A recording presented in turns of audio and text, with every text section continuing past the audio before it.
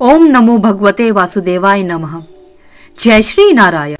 इस वीडियो में हम बृहस्पतिवार की व्रत कथा सुनेंगे और जानेंगे कि बृहस्पतिवार की पूजा विधि क्या है और इस व्रत को रखने के क्या लाभ होते हैं। गुरुवार व्रत करने से बृहस्पति देवता प्रसन्न होते हैं। यह व्रत अत्यंत फलदायी है।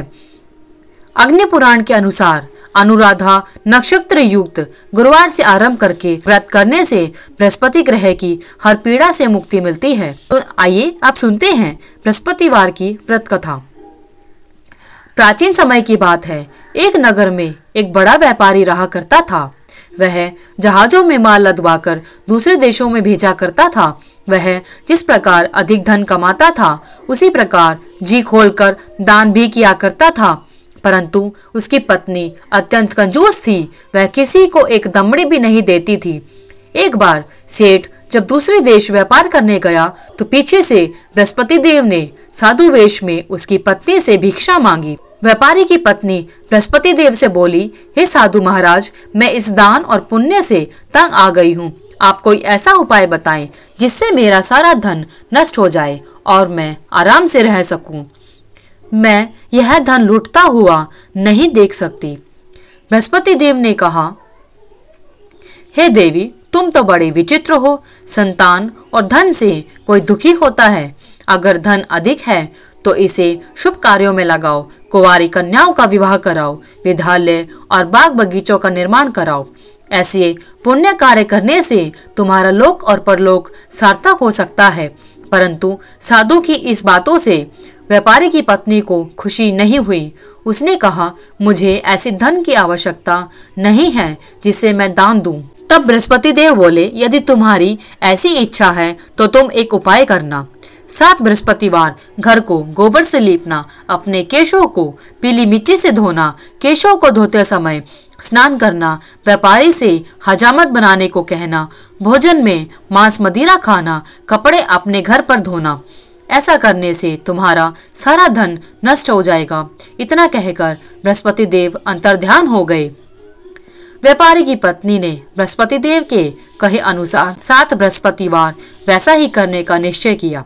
केवल 3 ही बृहस्पतिवार बीते थे कि उसकी सारी संपत्ति नष्ट हो गई और वह परलोक सिधार गई। जब व्यापारी वापस आया तो उसने देखा कि उसका सब कुछ नष्ट हो चुका है।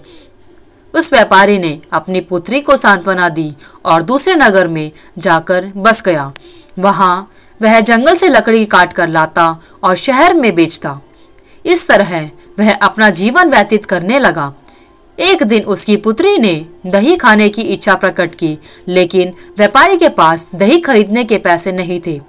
वह अपनी पुत्री को आश्वासन देकर जंगल में लकड़ी काटने चला गया।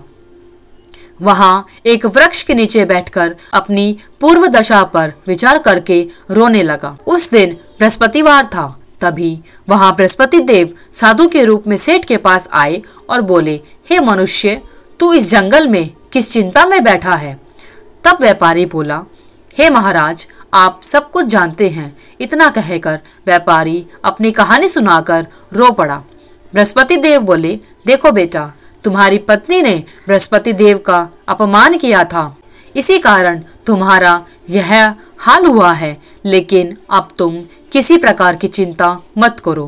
तुम गुरुवार के दिन बृहस्पति देव का पाठ करो। 2 पैसे के चने और गुड़ को लेकर जल के लोटे में शक्कर डालकर वह अमृत और प्रसाद अपने परिवार के सदस्यों और कथा सुनने वालों में बांट दो। स्वयं भी प्रसाद और चरणामृत लो। भगवान तुम्हारा अवश्य कल्याण करेंगे। साधु की बात सुनकर व्यापारी बोला, महाराज, मुझे तो इतना भी नहीं बचता कि मैं अपनी पुत्री को दही लाकर दे सकूं। इस पर साधु जी बोले, तुम लकड़ियां शहर में बेचने जाना।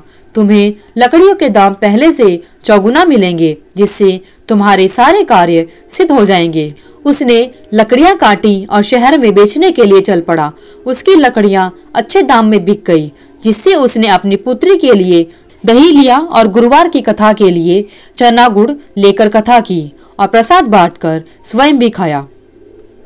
उसी दिन से उसकी सभी कठिनाइयां दूर होने लगी।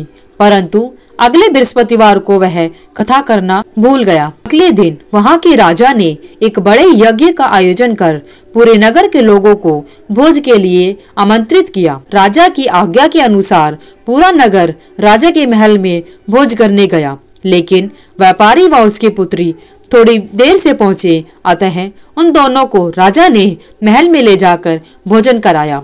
जब वे दोनों लौटकर आए तब रानी ने देखा कि उसकी खूंटी पर टंगा हुआ हार गायब है।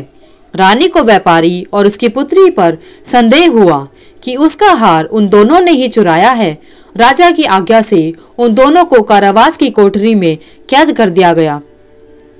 कैद में पड़कर दोनों अत्यंत दुखी हुए। वहां उन्होंने बृहस्पति देवता का स्मरण किया। बृहस्पति देव ने प्रकट होकर व्यापारी को उसकी भूल का आभास कराया और उन्हें सलाह दी कि गुरुवार के दिन कैद खाने के दरवाजे पर तुम्हें 2 पैसे मिलेंगे। उनसे तुम चने और मुनक्का मंगवाकर विधि पूर्वक बृहस्पति देवता का पूजन करना, तुम्हारे सब दुख दूर हो जाएंगे। बृहस्पतिवार को कैद खाने के द्वार पर उन्हें 2 पैसे मिले। बाहर सड़क पर एक स्त्री जा रही थी। व्यापारी ने उस स्त्री को बुलाकर गुड़ और चना लाने को कहा। इस पर वह स्त्री बोली, मैं अपनी बहू के लिए गहने लेने जा रही हूँ, मेरे पास समय नहीं है।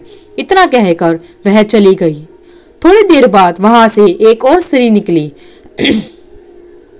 व्यापारी ने उसे बुलाकर कहा कि हे बहन, मुझे बृहस्पतिवार की कथा करनी है, तुम मुझे 2 पैसे का गुड़ चना ला दो। बृहस्पति देव का नाम सुनकर वह औरत बोली, भाई मैं तुम्हें अभी गुड़ चना ला कर देती हूँ। मेरा इकलौता पुत्र मर गया है, मैं उसके लिए कफन लेने जा रही थी, लेकिन मैं पहले तुम्हारा काम करूंगी, उसके बाद अपने पुत्र के लिए कफन लाऊंगी। वह स्त्री बाजार से व्यापारी के लिए गुड़ और चना ले आई और स्वयं भी बृहस्पति देव की कथा सुनी। कथा के समाप्त होने पर वह स्त्री कफन लेकर अपने घर गई। घर पर लोग उसके पुत्र की लाश को राम नाम सत्य है कहते हुए शमशान ले जाने की तैयारी कर रहे थे। स्त्री बोली, मुझे अपने बेटे का मुख देख लेने दो। अपने पुत्र का मुख देखकर उस स्त्री ने उसके मुंह में प्रसाद और चरणामृत डाला। प्रसाद और चरणामृत के प्रभाव से वह जीवित हो गया। पहली स्त्री जिसने बृहस्पति देव का निरादर किया था, वह जब अपने पुत्र के विवाह के लिए पुत्र वधू के लिए गहने लेकर लौटी और जैसे ही उसका पुत्र घोड़ी पर बैठकर निकला, वैसे ही घोड़ी ने ऐसी उछाल मारी कि वह घोड़ी से गिरकर मर गया। यह देखकर स्त्री रो रो कर बृहस्पति देव से क्षमा मांगने लगी। उस स्त्री की याचना से बृहस्पति देव साधु वेश में वहां पहुंचकर कहने लगे, हे देवी, तुम्हें अधिक विलाप करने की आवश्यकता नहीं है। यह बृहस्पति देव का अनादर करने के कारण हुआ है।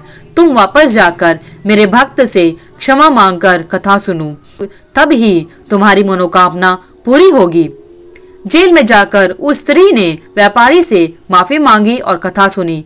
कथा के बाद वह प्रसाद और चरणामृत लेकर अपने घर को वापस आई। घर आकर उसने चरणामृत अपने मृत पुत्र के मुंह में डाला। चरणामृत के प्रभाव से उसका पुत्र भी जीवित हो उठा।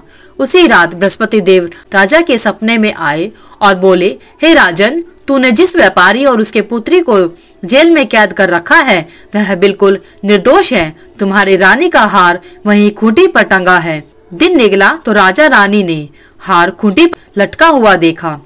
राजा ने उस व्यापारी और उसकी पुत्री को रिहा कर दिया और उन्हें आधा राज्य देकर उसकी पुत्री का विवाह उच्च कुल में करवा दिया और दहेज में हीरे जवाहरात दिए।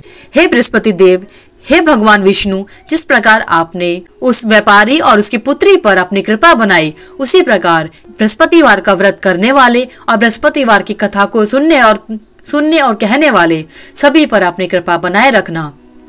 जय बृहस्पति देव। अगर आपको ये वीडियो अच्छी लगी तो वीडियो को लाइक करें, शेयर करें, चैनल को सब्सक्राइब करना ना भूलें। धन्यवाद।